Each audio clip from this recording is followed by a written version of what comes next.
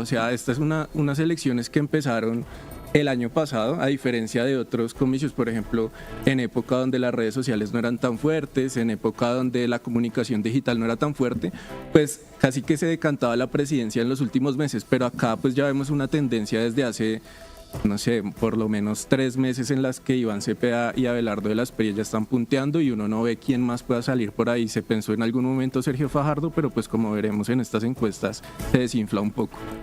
Sí, yo creo que ya ahí podemos decir lo que fue en términos de candidaturas. Creo que entrar ahorita a la contienda en realidad es muy desacertado, ya es muy tardío, estamos a algunas semanas de las consultas para ver quiénes serán finalmente los candidatos, o por ejemplo el candidato de centro derecha como ellos lo llaman, y de la misma izquierda con esta del Frente Amplio. Entonces yo creo que ya las cartas están jugadas. Ahorita lo que creo que puede variar son un poco las tendencias, pero lo que yo siento es que hemos visto a estos dos rostros de Iván Cepeda y Abelardo de la Espriella como bastante contundentes en los últimos resultados. Puede que la consulta cambie algo, pero yo creo que ya lo que fue en términos de candidaturas. Sí, yo creo que deben estar muy preocupados los de la derecha, revisando aquí las dos encuestas, sus candidatos de esa gran consulta, eso mejor dicho, esa picada de candidatos que hay de la derecha y la centro derecha, no llegan ni al 10% todos sumados. La verdad yo creo que es preocupante, y Abelardo yo creo que se afianza más, así como lo dijo en un video, de él es el único que podría enfrentarse eventualmente al señor Iván Cepeda. Y también hoy escuché un análisis que me parece acertado, y es que decían que Fajardo se sepultó totalmente al no entrar en esa gran consulta también. No sé si ustedes cómo lo ven. Pues es debatible. O sea, yo creo que ese es, por ejemplo, uno de los temas que habría que revisar, porque si Fajardo entraba acá, casi que era casarse con el Centro Democrático, y no sé si ese sea el juego de él, si el juego de él sea comerse a Abelardo de la Espriella por la derecha. Él se ha caracterizado por ser tibio en todo, o sea, por no jugársela ni a izquierda ni a derecha nunca, por mantenerse en la de él. Electoralmente eso no le ha dado resultado, pero yo no creo que lo vaya a cambiar. Yo no sé, yo la verdad sí siento que Sergio Fajardo podría sorprender. Estoy viendo que aquí en la encuesta de RCN Fajardo aparece de séptimo. A mí eso me dejó bastante impresionada, que apareciera Juan Manuel Galán, Vicky Dávila y Juan Carlos Pinzón superando a Sergio Fajardo.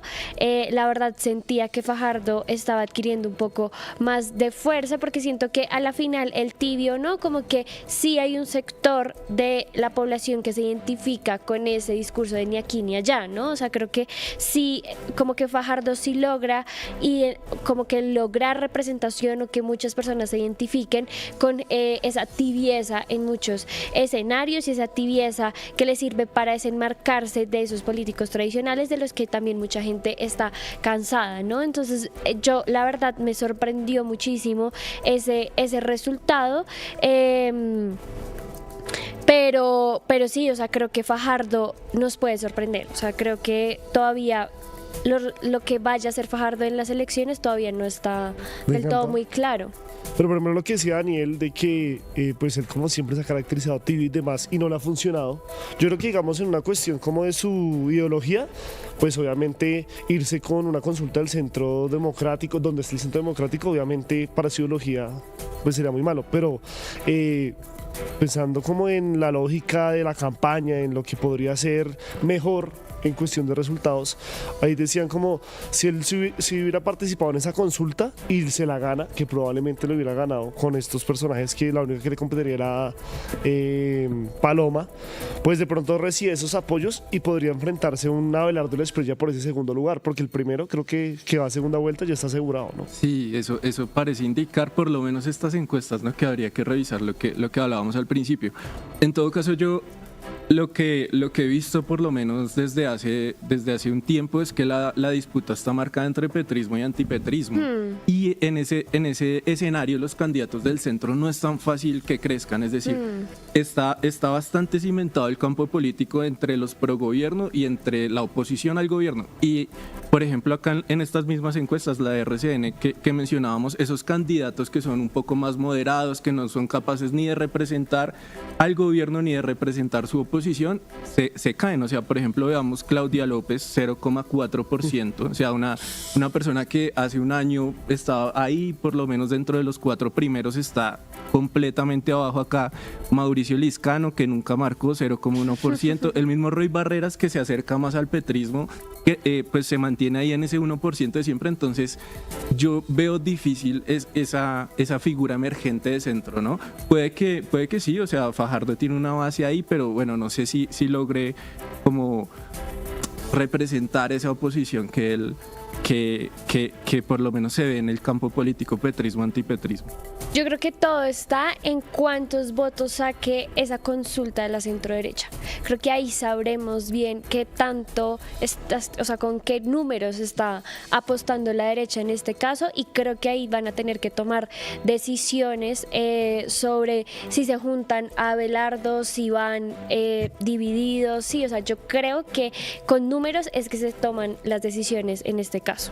Ya Iván Cepeda mostró que tiene 3 millones de votos y creo que es eso lo que lo hace el candidato más fuerte ahorita y el candidato que es muy probable pues que vaya a la primera vuelta. 48 días quedan para esas consultas, para esas elecciones legislativas. Queremos saber sus opiniones sobre estas encuestas. Obviamente, por ejemplo, toca tener también de la mano la encuesta de semana, que salió hace 2 semanas, semana y media, sí, la cual pues mostraba un panorama totalmente diferente a la que muestra esta RCN, que es donde mostraba una Abelardo de la Espriella fulminante frente a Iván Cepeda y Paloma, pero realmente también uno en la calle, uno en las redes sociales, se da cuenta cómo están las cosas. Y yo, por ejemplo, que yo siempre hago el ejercicio como de personas que pues no están muy interesadas en la política o cada 4 años de pronto miran un candidato.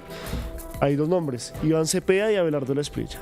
De ahí para allá no hay absolutamente nadie más, y Iván Cepeda pues sigue firme, ya ha hecho eventos multitudinarios, creo que fue en Pasto, que estuvo el viernes, en Ipiales, en Popayán, estuvo en España y también por allá llenó pues un centro y demás. O sea, yo creo que ya Iván Cepeda entró en la lógica de campaña, creo que estaba un poco quedado en eso también porque como es su personalidad y demás, pero lo que muestran los números es un Iván Cepeda que yo creo que podríamos decir que ya está fijo en una segunda vuelta. ¿O ustedes cómo lo ven? Sí, a mí lo que me preocupa un poco es el triunfalismo. Pues no sé si podemos, por ejemplo, ponchar la muestra de RCN, de la encuesta que hace RCN, en las que se ve pues datos que es importante tener en cuenta. Por ejemplo, en la muestra poblacional, que generalmente las mujeres son un poco más que los hombres, uno se da cuenta que encuestan a un 55% de hombres. Digamos que el voto femenino en el país históricamente es un poco más conservador, un poco más hacia la derecha. Acá entrevistan un 10% más de hombres que de mujeres. Otro tema relevante ahí a tener en cuenta son las edades. Por ejemplo, las edades de 55 años y más está también sobre representada, es el segmento poblacional al cual más encuesta. Esta encuesta de RCN, por otro lado, también hace una recordación del voto. Entonces le pregunta a la gente, bueno, ¿usted por quién votó hace 4 años? Y al 40% de los encuestados votó por Gustavo Petro y el 29% votó por Rodolfo Hernández. Entonces ahí uno se da cuenta pues que por lo menos hay una muestra poblacional que puede estar mucho más cercana al petrismo, un poquito más cercana a la izquierda de lo que es la población en general en Colombia. Recordemos que la diferencia entre Petro y Rodolfo Hernández fue por ahí del 3% hace 4 años, y acá en la muestra poblacional la diferencia es del 11% a favor de Petro. Entonces yo creo que no se puede caer en el triunfalismo, o sea, no se puede caer en que Iván Cepeda ya está del otro lado, porque lo que estamos viendo en las campañas es que por lo menos uno se recorre la ciudad, se recorre recorre el país, hay vallas por todo lado de todos los candidatos, de todos los partidos, hay equipos de campaña volanteando y uno la campaña de Iván Cepeda la ve como quedadita, ¿no? O sea, uno ve a Iván haciendo campaña, pero parece que la campaña es solo él. Pero O Petro es el que les hace la campaña. Claro. Pero a diferencia de hace 4 años que había un montón de comités de campaña por todo el país, tratando de hacer campaña por Petro, etcétera, por Iván uno ve como quedados a la gente que le está armando la campaña. Entonces, pues no se puede caer tampoco en, pues ya estamos del otro lado. La campaña hay que hacerla y estos meses son definitivos. Hace 4 años yo me acuerdo que fue muy fuerte la campaña hacia la presidencia y muy débil hacia las listas a la Cámara y Senado. Y esta vez me parece el contrario, hablando del pacto histórico, ¿no? Yo creo que ahora sí comprendieron que tenían que ganar más senadores, más curules. Estos personajes están haciendo, no sé, yo he visto a Lalis, a Mafe Carrascal de la lista de Bogotá de Cámara, pues muy activas y demás, Heráclito, bueno, todos estos personajes a nivel nacional, pero no le he visto que ellos le hagan campaña al mismo Iván Cepeda. Y Iván Cepeda se está quedando en el de Petro. Muchos hablan ahí las malas lenguas que quieren inflar a Roy, pero Roy me parece que poco y nada, la verdad que no despega. Y a Iván Cepeda, al igual que Fajardo, o sea, como esas decisiones de pura ideología de no hacer campaña así de frente, le pueden costar. Y estamos en un país donde la gente no se interesa por política y conoces por una imagen y tienen que empezarlo a saber más en redes sociales y demás, porque en redes sociales también Iván Cepeda es quieto. Es quieto, sí. Sí, yo también creo que si bien esa consulta nos mostró como un apoyo importante, un respaldo importante pues al petrismo, a Iván Cepeda, este sector pues que respalda el pacto histórico, creo que hay la posibilidad de que se caiga en el mismo error o que quedemos en el mismo limbo que pasó en 2018 con Gustavo Petro, y es que siento que Iván Cepeda tiene esos votos de Gustavo en 2018, pero que no lo llevaron a la presidencia precisamente porque ese margen de crecimiento no se logró y solo fue hasta 2022 que Petro entendió que haciendo alianzas y creciendo era que podía llegar a ganar, y creo que ese es el problema de esta campaña de Iván Cepeda, y es que yo no veo una estrategia para aumentar ese, o sea, así como tener ese margen de crecimiento. Los votos son unos, están repartidos de esta manera. Iván Cepeda tiene, digamos, 3 millones, un poquito más probablemente, pero aún así eso no le da la victoria en segunda vuelta, que creo que es el gran problema. Digamos que la primera vuelta la tiene, o sea, como que digamos que la primera vuelta pasa, pero creo que ese margen de crecimiento es el que le hace falta, y creo que eso es lo que Gustavo Petro logró comprender en 2022, y se necesita mucho más que el apoyo del petrismo y de estos sectores de izquierda para poder ganar. Y ahí es donde entra Roy. O sea que, digamos, no sé si en esta consulta, yo creo que el análisis tiene que ser que tienen que pasar de 3 millones de la consulta que tuvieron en octubre a por lo menos 5, ¿no? Por lo menos 5. Y obviamente ganarle a las otras consultas de sobremanera, que yo creo que va a pasar. Ahí la vuelta es que, por ejemplo, Abelardo no va a entrar en esa consulta. O sea, Abelardo no va a ser medible. Ese punto es importante porque eso puede cantar el candidato opositor a Iván Cepeda. Si a la consulta de la centroderecha o del clan de los solos, que también llamaban, le va bien, sí. Eso hace que, por ejemplo, un personaje como Abelardo de las Priella pierda peso porque no se midió.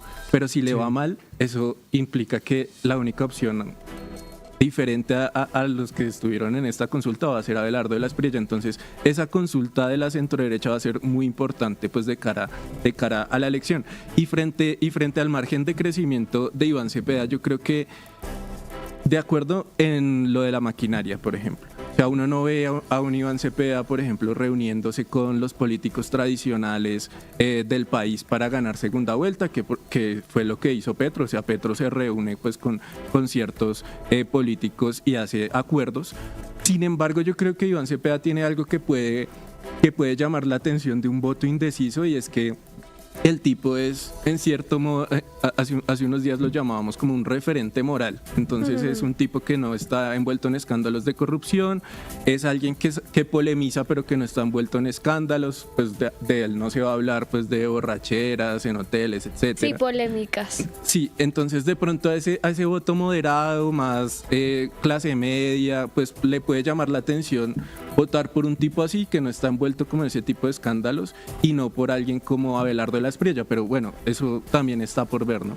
Sí, me causa mucha curiosidad eso que dices porque justo en la encuesta de Datexco preguntan ¿cuál de estos personajes genera división en la opinión pública?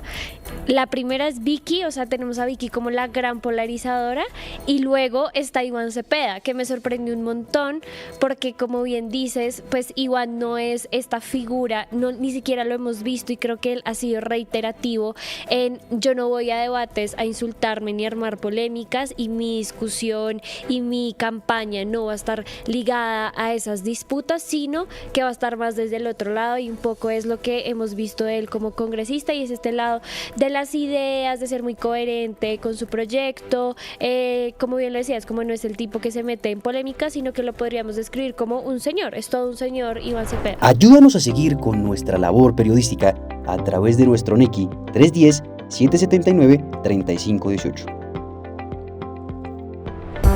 Se está evaluando es que más adelante sí sea para todos. Lo que necesita el país. Pedí que me sacaran de allá. Un agradecimiento a todos por su sintonía aquí en el tercer canal. Métase en la mente de un delincuente, de un ladrón. A una nueva entrega de periodismo sin corrección. Pasión todo locura y estamos muy contentos. De las calles del sur. Digo, la señora, ¿me da un expreso, por favor?